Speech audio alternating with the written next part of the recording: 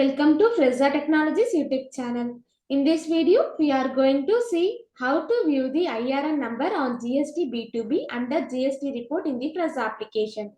Initially, we have to log into Fresa application.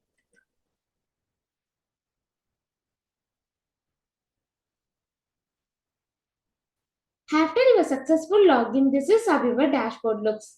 Now, go to the Accounts module. Here, we have to select the Tax Reports menu under the Accounts module.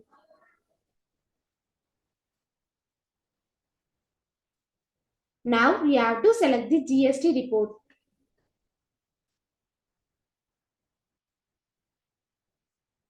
On this GST report page, we have to select the required date range.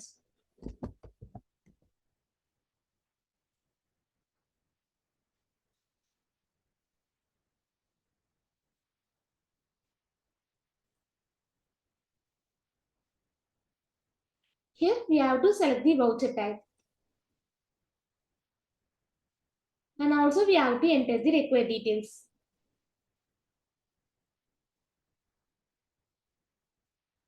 Now, we have to click the GST B2B option under the GST report. Then, we have to click the Submit button.